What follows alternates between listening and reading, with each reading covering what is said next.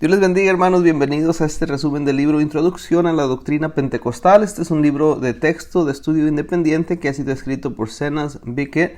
Es un placer compartir esta enseñanza con ustedes, mis hermanos, y les animo para que se sigan esforzando en aprender más de la palabra del Señor.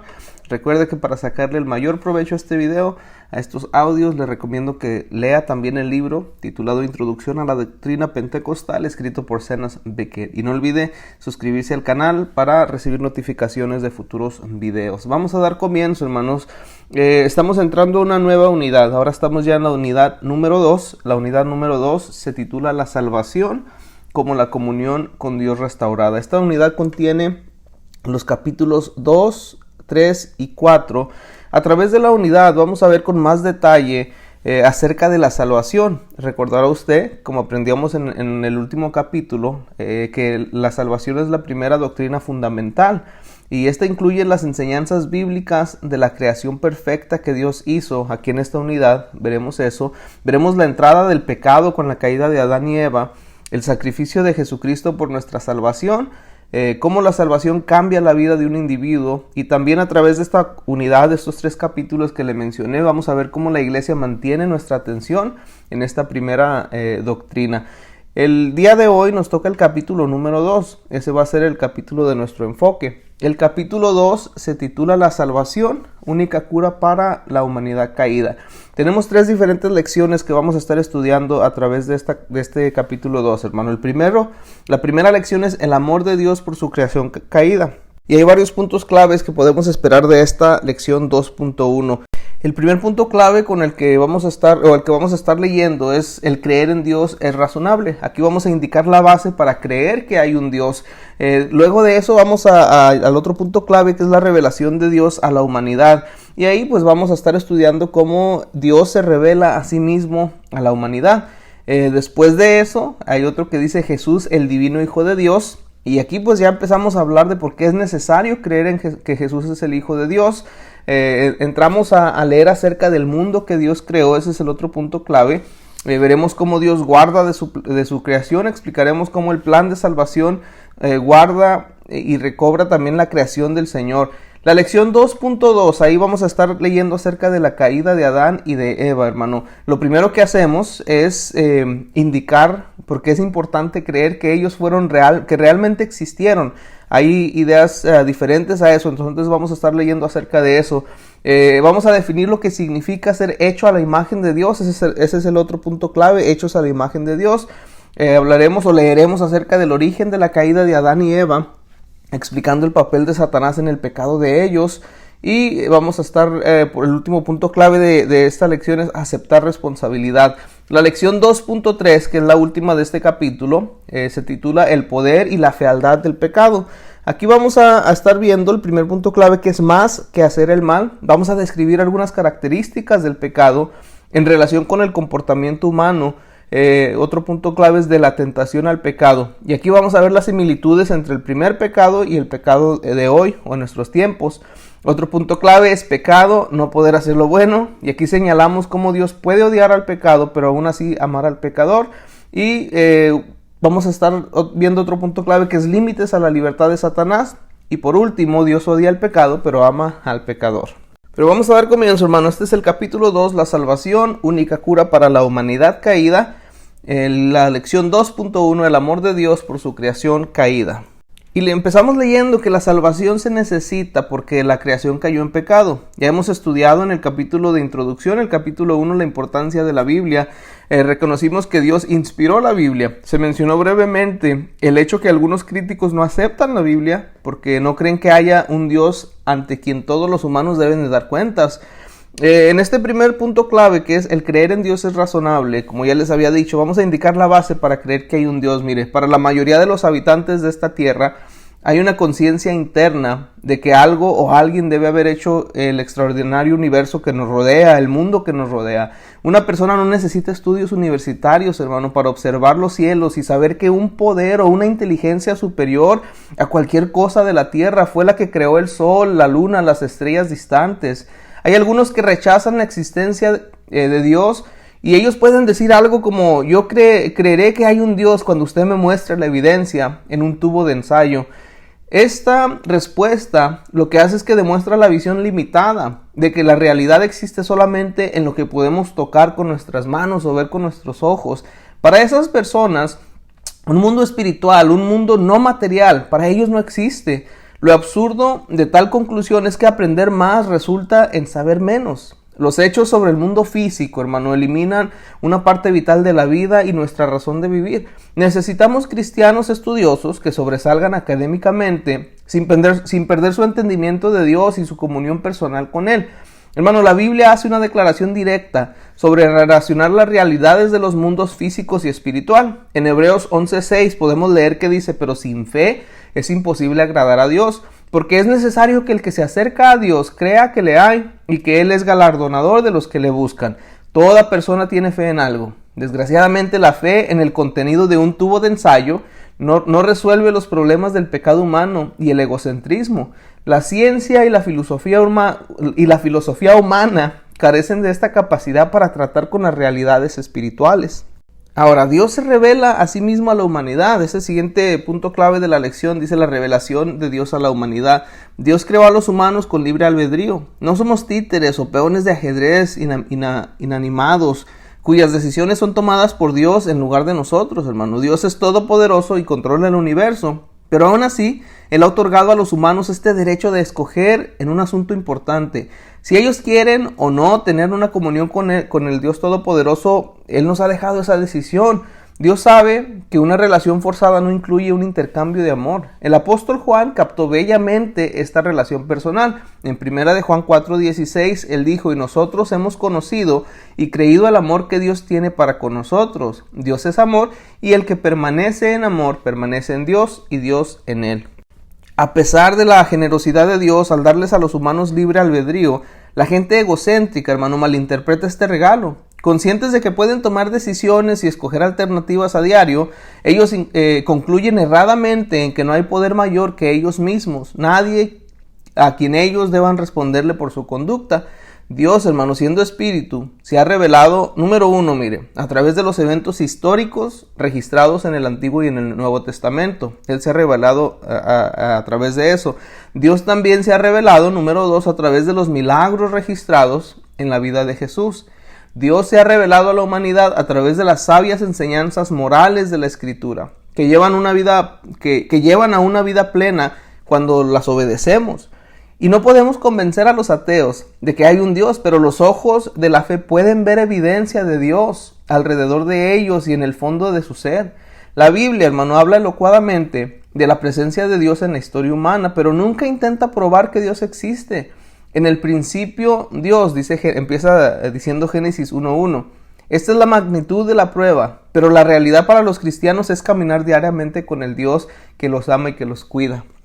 El otro punto clave es Jesús, el divino Hijo de Dios, y hay que ver por qué es necesario creer en Jesús y que Él es el Hijo de Dios. Mire, el registro bíblico de la salvación es fácil de entender si cada uno de nosotros como lectores creemos que Jesús es el divino Hijo de Dios, quien voluntariamente vino a la tierra para morir como un sacrificio para que nuestros pecados fueran perdonados. Si Jesús hubiera sido solamente un hombre, pues su muerte no hubiera sido más significativa que la muerte de cualquier otra persona.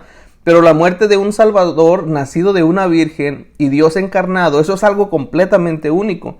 Permitir que su hijo fuera maltratado, asesinado, eso fue parte central del plan de Dios para poder redimir la humanidad.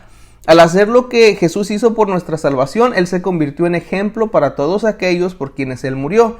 Dice Filipenses 2, desde el 5 hasta el 8, haya pues en vosotros este sentir que hubo también en Jesús, el cual siendo en forma de Dios no estimó el ser igual a Dios como cosa a que aferrarse, sino que se despojó a sí mismo, tomando forma de siervo, hecho semejante a los hombres y estando en la condición de hombre, se humilló a sí mismo, haciéndose obediente hasta la muerte y muerte de cruz. Hubo un acuerdo total dentro de la Trinidad. Los tres miembros de la deidad estuvieron de acuerdo en redimir a los humanos pecadores, sin que importara el costo, hermano. Vamos a leer ahora del mundo que Dios creó. Este es el otro punto clave. Y aunque hay en la tierra instantes que a nosotros nos encanta ver, una puesta a la mejor del sol, un arco iris después de una tormenta, montañas a lagos a la distancia, esa belleza no es nada, hermano, comparada con la belleza original del acto de la creación de Dios. Nosotros solamente podemos imaginar la gloria de la obra creativa de las manos de Dios, de la oscuridad, de la nada, de todo eso, de eso que no había. Dios creó a través de la palabra de su Hijo un mundo deslumbrante y hermoso. La luz creada por el primer acto de poder proveyó una promesa perfecta de lo que iba a seguir. El siguiente acto creador separó la rica humedad de los cielos y de las aguas abajo. El tercer acto de la creación formó la tierra seca donde los humanos iban a poder vivir. Las plantas y todas las formas de vegetación trajeron gran belleza a la tierra desnuda. Y hasta ese momento pues todavía no había cizaña para estropear esa belleza. Luego, hermano, Dios se movió a través de su creación y llenó los espacios hermosos pero vacíos con gran variedad. En los cielos, por ejemplo, Él colocó el sol, la luna, las estrellas, llenó los cielos con todo tipo de aves que vuelan, llenó también los mares con peces e hizo que la tierra produjera animales. Para coronar su acto creador, Él formó y dio aliento al primer hombre.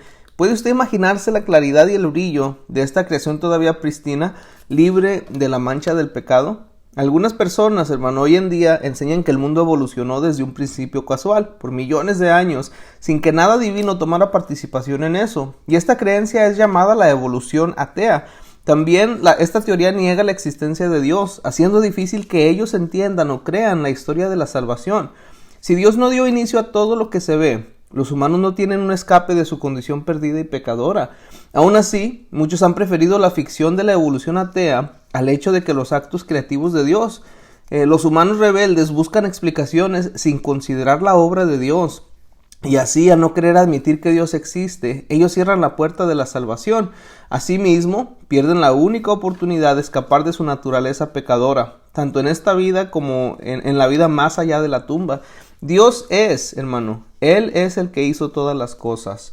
Y el otro punto clave, continuando esto que estamos hablando de la creación, pues hay que saber que Dios guarda de su creación.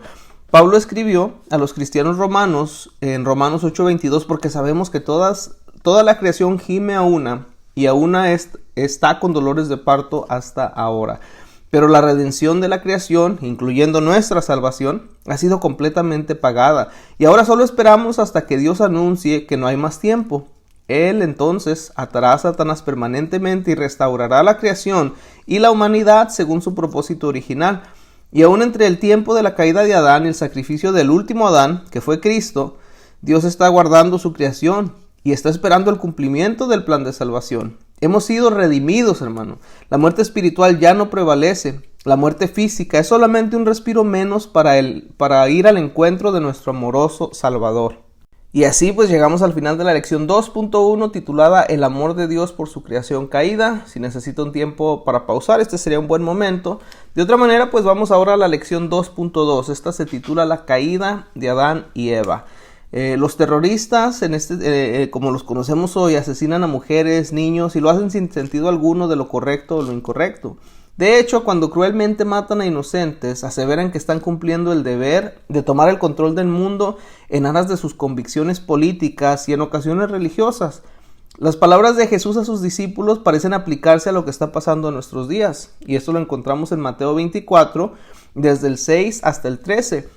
Dice, y oiréis de guerras y rumores de guerras, mirad que no os turbéis, porque es necesario que todo esto acontezca, pero aún no es el fin, porque se levantará nación contra nación y reino contra reino, y habrá pestes y hambres y terremotos en diferentes lugares, y todo esto será principio de dolores. Entonces os entregarán a tribulación y os matarán y seréis aborrecidos de toda la gente por causa de mi nombre.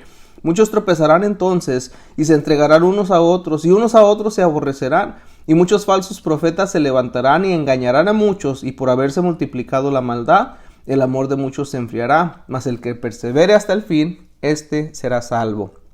¿Puede alguien ayudarnos a hacer mejor las cosas, hermano? Desgraciadamente, la predicción de Jesús de los últimos tiempos no da mucha esperanza, ¿verdad? Él promete solamente el aumento de la maldad a medida que nos acercamos al fin de los tiempos. No obstante, hay una razón para enfrentar el futuro sin temor. El que persevere hasta el fin será salvo. Perseverar con firmeza no significa responder al ataque, aunque las naciones sí tienen que responder a la agresión. Sin embargo, los cristianos perseveran cuando confiesan a Cristo como Salvador y confían su vida eterna a su cuidado. Vamos a leer ahora de Adán y Eva. Este punto clave dice personas reales, y hay que indicar por qué es importante creer eso. Hay algunos que piensan que la historia de Adán y Eva es solamente un mito, pero la realidad de un Adán y una Eva, como dos personas diferentes, es vital para entender el plan de la salvación de Dios. Pablo señaló el punto muy claro. En 1 Corintios 15, 21 y 22 dijo, porque por cuanto la muerte entró por un hombre, también por un hombre la resurrección de los muertos, porque así como en Adán todos mueren, también en Cristo todos serán vivificados. En Jeremías 17:9 establece que cada persona tiene una inclinación hacia el pecado, engañoso es el corazón más que todas las cosas y perverso, dice Jeremías. Todos los humanos, hermano, nacen bajo esta minusvalía espiritual y moral porque Adán, el padre de la raza, pecó y trajo la penalidad a nuestra naturaleza básica. Por eso lo llamamos el pecado original. Este pecado original, con su efecto universal en todos los descendientes, no puede ser explicado por la teoría de la evolución. Todas las razas y las personas en cada raza nacen con una tendencia hacia el pecado.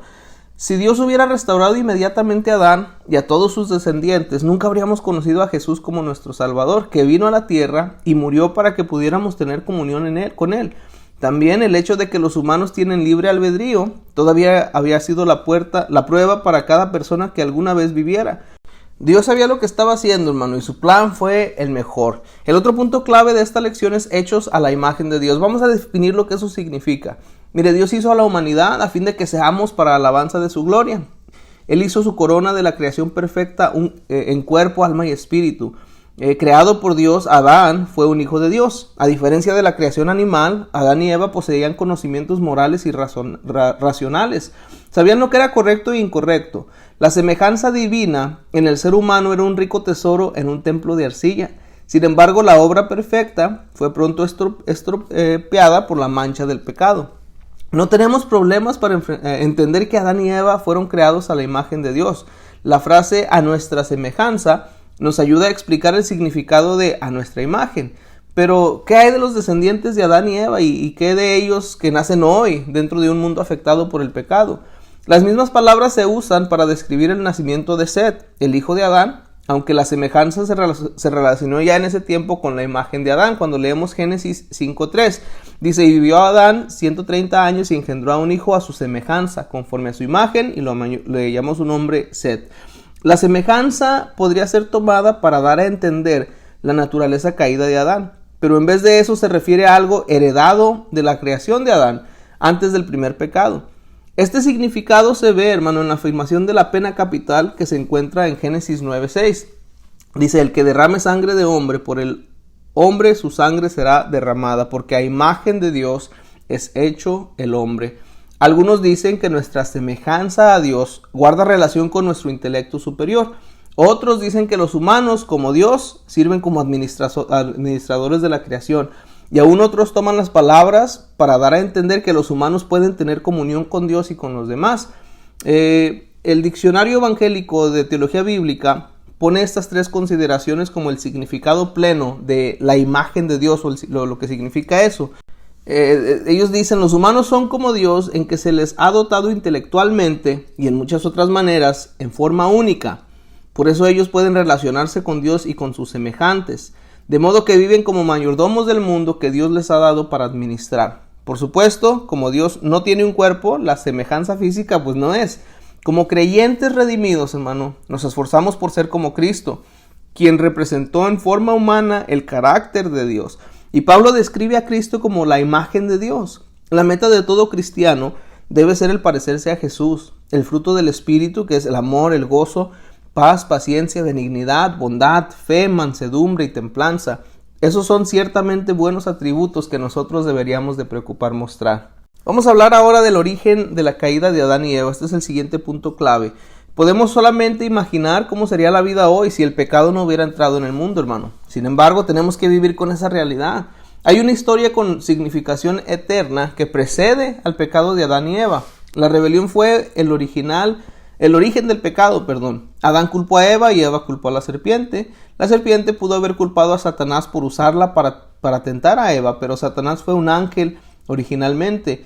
La Biblia guarda silencio sobre muchos asuntos difíciles en cuanto a la caída de Satanás y la caída de la humanidad, pero no hay duda sobre la realidad del pecado. Solamente podemos contar la historia de la caída de Satanás y considerar brevemente cómo pudo haber empezado. Todos los eruditos no concuerdan sobre el significado que tiene Ezequiel 28 y también Isaías 14. En todo caso, los evangélicos conservadores comúnmente están de acuerdo en que los pasajes tienen dos aplicaciones. La primera aplicación que se les da a esas porciones bíblicas es los reyes de la historia de Tiro y de Babilonia en el otro, y también el orgullo y la caída de Lucifer o Satanás. El nombre Satanás no se menciona en Ezequiel 28, pero la descripción se mueve más allá de alguna posible aplicación humana. Por ejemplo, Ezequiel 28:12, donde dice acabado de hermosura, o en el versículo 13 donde dice en Edén estuviste. También en el versículo 14 de Ezequiel 28 dice querubín grande, protector.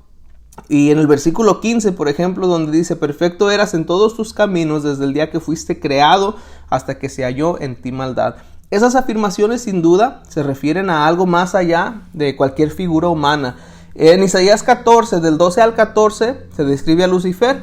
El pecado realmente empezó con el orgullo y este llevó a la rebelión. Lucifer dijo en Isaías 14:14, sobre las alturas de las nubes subiré y seré semejante al Altísimo. De un principio rebelde creció la discordia y un conflicto abierto contra el Dios Todopoderoso. Otros ángeles se unieron a la rebelión y se volvieron espíritus malvados que ayudan a Satanás en su oposición diabólica al reino de Dios y su justicia, hermano. Satanás no fue un gran rival para Dios. Él falló en su intento de controlar el cielo, pero su reto encontró un nuevo lugar para continuar con el conflicto. La creación perfecta que Dios había terminado recientemente se convirtió en el lugar donde Satanás intentó hacer lo que él no podía hacer en el cielo. Dios pudo haber destruido a Satanás, quitándole la posibilidad de tentar y de afligir a Adán y Eva. Dios nunca perdió el control de los eventos, hermano, ya sea en la historia humana o en el mundo espiritual. Así como Él hace que la ira o la maldad humana resulte alabanza de su nombre, así también Dios convirtió la rebelión de Satanás en algo que se ajustara a su propio propósito, que era probar el amor voluntario y la obediencia de sus hijos. Mire, hermano, al caer de su estado perfecto como un ángel del cielo, Satanás se convirtió en un adversario y en un engañador, pero Dios nunca ha renunciado a su propia autoridad y poder, en ninguna parte. Lo último que nos queda en la lección es leer acerca de aceptar responsabilidad. Génesis 3 nos registra el primer pecado de Adán y Eva. Lo que debemos recordar es que Adán y Eva fueron creados con todo lo que necesitaban para permanecer libres de pecado. Sabían lo correcto de lo incorrecto y ellos poseían razón y entendimiento adecuados. El mandato de Dios de no comer del árbol del conocimiento del bien y el mal, como les dijo en Génesis 2:9, no iba más allá de su comprensión. A Adán y a Eva les fue dado el dominio sobre la tierra. Su caída no fue causada por temor o por debilidad. Así como Satanás fue responsable de su orgullo y desobediencia, así Adán y Eva tuvieron que responder por su rebelión. Cada acto en nuestra vida tiene alguna consecuencia, pero ningún acto ha tenido la consecuencia de esta primera desobediencia humana, hermano. El pecado arruinó todo. Toda la creación sintió el efecto de la maldición. El trabajo frustrante, el sufrimiento, las enfermedades y la muerte vinieron para afligir a la raza humana. La imagen divina en los seres humanos fue deteriorada, aunque no se perdió completamente. Todos los descendientes de Adán y Eva han nacido como pecadores y han sido culpables de cometer pecado. Leemos en Romanos 3:23, por cuanto todos pecaron y están destituidos de la gloria de Dios. Las relaciones amistosas que Dios desea que existan entre todos sus hijos fue rota por una discordia interna y un conflicto externo. Quitar estos defectos morales y espirituales es lo que propone el plan de salvación. Gracias Dios que Él tenía un plan, hermano. Este es el final de la lección 2.2, que se titula La caída de Adán y Eva. Si necesita pausar, este es un buen momento. De otra manera, pues vamos con la lección 2.3, el poder y la fealdad del pecado.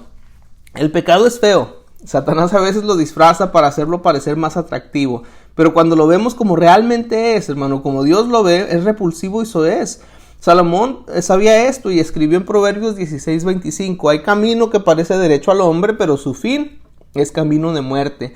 La Biblia no da solo una definición del pecado, pero hay muchas palabras con perspectivas ligeramente diferentes que nos ayudan a entender el pecado. Mire, en el hebreo del Antiguo Testamento hay palabras que significan rebelión, transgresión, perversión, disposición perversa, impiedad. En el Nuevo Testamento griego tiene palabras que significa errar al blanco, transgresión, injusticia, violación de la ley, depravación y deseo por lo que es prohibido o lujuria. Con esta larga lista, algunos pueden equivocadamente solo escoger unos de los significados para definir pecado. Frecuentemente oímos que pecado significa errar al blanco, y esto parece complacer a algunos porque no suena tan fuerte como algunas de las otras definiciones, ¿verdad? Pero en lugar de escoger alguna de las definiciones, lo que debemos hacer es considerar todos esos significados para ser fieles a un entendimiento más completo de lo que es el pecado. En esta lección vamos a considerar la verdadera naturaleza del pecado. Mire, el pecado es más que hacer el mal. Este es el primer punto clave aquí en la lección. El pecado es voluntario. Nunca podemos decir, el diablo me hizo hacer tal cosa. Transgredir la ley de Dios es pecado, hermano. Pero las actitudes y deseos erróneos también son pecados. Déjenme le leo eso otra vez. Transgredir la ley de Dios es pecado, pero las actitudes y los deseos erróneos también son pecados. Los actos de adulterio y de asesinato son pecado, pero también lo son los sentimientos que incitan a las acciones. Jesús dijo en Mateo 5, 26 y 27, oísteis que fue dicho no cometerás adulterio, pero yo os digo que cualquiera que mira a una mujer para codiciarla, ya adulteró con ella en su corazón. Y Juan, en 1 Juan 3:15, escribió, todo aquel que aborrece a su hermano es homicida, y sabéis que ningún homicida tiene la vida eterna permanente en él.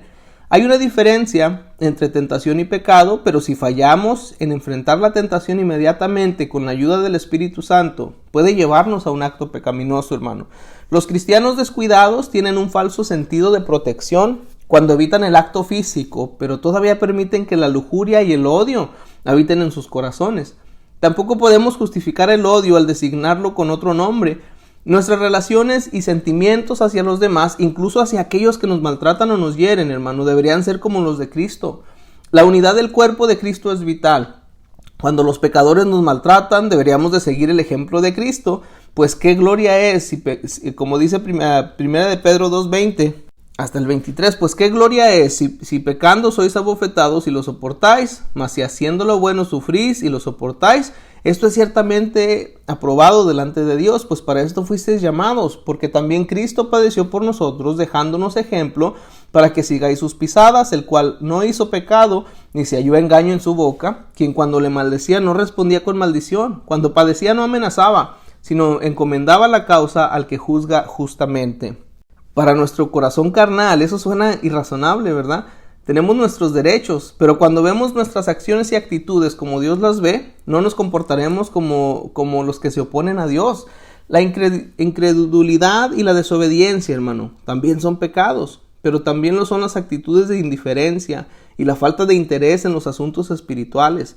Los verdaderos hijos de Dios buscan responder a su llamado a la santidad y a servirle sinceramente. Nuestros pensamientos y nuestras palabras son tan importantes como nuestro compromiso para no transgredir ninguno de los 10 mandamientos. El otro punto clave es de la tentación al pecado. Hay algunos que han sugerido que Adán y Eva no entendieron claramente el mandato de Dios y las consecuencias de su desobediencia. Satanás, a través de la serpiente, sembró en la mente de Eva la duda acerca de esta prohibición que Dios les había hecho.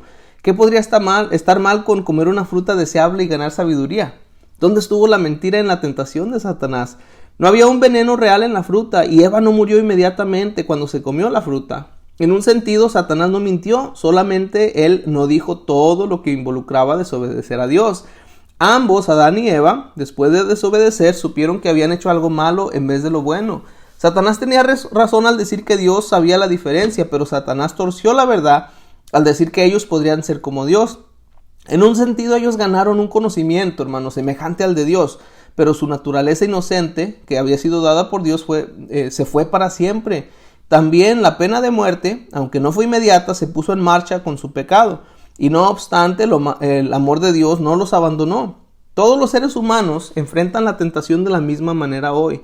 ¿Qué podría estar mal con involucrarse en algunas acciones que la Biblia nos dice que evitemos? Por ejemplo, las mentiras blancas o el robo a alguien que tiene mucho más de lo que realmente necesita. La mente natural nos va a decir que nada malo puede pasar si uno tranza un poco sus principios, o de vez en cuando, ¿verdad? Sin embargo, tal actitud hacia los mandamientos de Dios, como se nos revela en la Santa Escritura, destruye la esencia misma de nuestra comunión con Dios. Obedecer los consejos de Dios sobre cómo vivir es mucho más seguro que dejar que la mente de cada persona racionalice lo que es correcto o lo que es incorrecto. Los conflictos del mundo y de los individuos, hermanos, se producen porque cada persona hace lo que cree que es correcto en su propia opinión. La Biblia registra un tiempo en la historia de Israel cuando el pueblo de Dios menospreció los mandamientos de Dios. Dice Jueces 17, el versículo 6, en aquellos días no había rey en Israel, cada uno hacía lo que bien le parecía. La ilegalidad y el irrespeto por la autoridad van de la mano, hermano. Las sociedades alrededor del mundo parecen orientarse en una dirección de oposición a la autoridad. La naturaleza real del pecado de Adán y Eva fue más profunda que solo comer un fruto y desobedecer un mandamiento de Dios. En realidad, la tentación fue dirigida a su fe y su confianza en Dios. Adán y Eva sabían que Dios existía. Ellos, sin duda, se habían comunicado con Él, mientras Él caminaba con ellos en el huerto de Edén. Pero en ese momento, en la frescura del día justo después de su desobediencia, ellos se escondieron de Dios. Que ellos comieran de la fruta no frustró a Dios, pero fue las dudas sobre sus instrucciones y su falta de confianza en Él como su gran compañero y amigo lo que lo decepcionaron. Su castigo no fue motivado por la venganza, sino porque su amor y justicia divina demandan una respuesta apropiada. Y aún después de su acto pecaminoso, hermano, el amor de Dios no los abandonó. Tampoco cambió en forma alguna el amor que Él tiene por todo el mundo entero. Dios ya había preparado los medios para restaurar su comunión con toda la raza humana. El siguiente punto clave es pecado, no poder hacer lo bueno. Mire, Santiago escribió, y al que sabe hacer lo bueno y no lo hace, le es pecado. Eso en Santiago 4:17. Y estos son llamados los pecados de omisión. La Biblia está llena de cosas positivas que nuestra fe debería dirigirnos a hacer. Santiago nos da ejemplo de las buenas obras que demuestran nuestra fe. Dice Santiago 1:27, la religión pura y sin mácula delante de Dios el Padre es esta: visitar a los huérfanos y a las viudas en su tribulación y guardarse sin mancha del mundo. Cumplir la gran comisión o buscar a los perdidos para Cristo, ese es otro de los muchos bienes que un verdadero creyente debería demostrar. Y así, considerando todas las enseñanzas bíblicas sobre el pecado, llegamos a una definición de pecado. El pecado es una rebelión voluntaria o premeditada contra la santa ley de Dios. Y este puede encontrarse en lo que somos, en nuestra mente, en nuestro corazón, en nuestras actitudes, también en lo que hacemos, actos pecaminosos, o lo que dejemos de hacer, no hacer lo que es bueno. El penúltimo punto clave, hermano, dice límites a la libertad de Satanás. Y es que a veces pareciera que Satanás tiene el mundo en sus manos. Él parece tener gran éxito en hacer el pecado atractivo, en llevar a los humanos orgullosos a tener un concepto más elevado de sí mismo que lo que deberían, y engañar a más y a más personas para que piensen que no hay Dios ante el cual se va a dar cuentas. A Satanás no le interesa si la gente cree o no cree en su existencia, con tal de tener éxito en desacreditar la idea de un Dios creador. Al cristiano, hermano, se le provee una forma de tener victoria sobre el engaño de Satanás. Jesús le dijo a Pedro: Simón, Simón, he aquí Satanás os ha pedido para zarandearnos como a trigo, pero yo he rogado por ti, que tu fe no falte, y tú, una vez vuelto, confirmarás a tus hermanos. Esto en Lucas 22, 31 al 32. Con nuestra confianza puesta en nuestro amoroso Salvador, hermano, no tenemos que temer a Satanás. Y aunque Satanás es más poderoso que cualquier ser humano, él no es omnipotente como Dios. Aunque él posee un intelecto agudo y perverso, Satanás no es omnisciente como Dios. Satanás tampoco es omnipresente. Él debe enviar a sus demonios ayudantes, porque él no puede, como Dios, estar en todo lugar al mismo tiempo. El poder de Satanás es limitado. Y aún así, en los hombres y mujeres que rehúsan creer en Dios, que Dios existe, sus mentes y sus corazones son tierra fértil para que Satanás siembre su semilla perversa. Como se señaló antes, Dios permite que Satanás tenga una libertad limitada para obrar con su engaño, para que cada persona tenga que tomar una decisión: servir a Dios o a sí misma y a Satanás. Dios está en control, hermano, aun cuando parece que Satanás está muy activo. Cerramos la lección con este último punto clave: Dios odia al pecado, pero ama al pecador. Y ya que Dios es santo, Él debe mirar al pecado con ira y juicio. En Romanos 1:18 leemos: porque la ira de Dios se revela desde el cielo contra toda impiedad e injusticia de los hombres que detienen con injusticia la verdad. Y otra vez en 2 de Pedro 3:7, pero los cielos y la tierra que existen ahora están reservados por la misma palabra, guardados para el fuego en el día del juicio y de la perdición de los hombres impíos. Aún así, hermano, Dios todavía ama al pecador y busca separar a cada pecador del pecado que trae ese juicio. Y aunque el pecado es un daño grande y una maldición sobre nuestro mundo, Dios todavía está en su trono. Él reina en los cielos sobre nuestro mundo y sobre todo el universo. Gloria a su santo nombre. De esa manera, hermano, llegamos al final de esta lección 2.3, el poder y la fealdad del pecado. Y también pues estamos ya llegando al final del capítulo 2, la salvación, la única cura para la humanidad caída. Estuvimos analizando 3 diferentes lecciones. La primera lección se titulaba El amor de Dios por su creación caída. Empezábamos poniendo una base o indicando cuál era la base para creer que hay un Dios. Después veíamos cómo Dios se revela a sí mismo a la creación, en este punto clave de la revelación de Dios a la humanidad. Aprendíamos que era necesario creer que Jesús es el divino Hijo de Dios. También leíamos acerca de este mundo que Dios creó, Dios como creador, y como creador Él guarda de su creación. En la lección 2.2 empezábamos a estudiar la caída de Adán y Eva. Lo primero que decíamos es que es necesario creer que fueron personas reales. Ese fue el primer punto clave. Después analizábamos lo que significa ser hechos a la imagen de Dios. Veíamos ahí el origen de la caída de Adán y Eva, explicando el papel de Satanás en ese pecado de ellos. Y cerrábamos esa lección leyendo acerca de aceptar responsabilidad. La lección 2.3, titulada El poder y la fealdad del pecado. Aquí empezábamos a ver que pecado es más que hacer mal. Veíamos algunas de las características del pecado que se relacionan con el comportamiento humano, nuestras acciones, como lo que pensamos, lo que sentimos y también las cosas que dejamos de hacer. Aprendíamos de la tentación al pecado, ese fue el otro punto clave. Y también estábamos hablando acerca del pecado, lo que no puedo hacer, las cosas que dejamos de hacer. Veíamos que Satanás tiene límites en el punto clave que se titula Límites a la libertad de Satanás, y cerrábamos con esto que decíamos que Dios odia el pecado pero ama al pecador. Eso fue el capítulo 2, hermano. Dios les bendiga.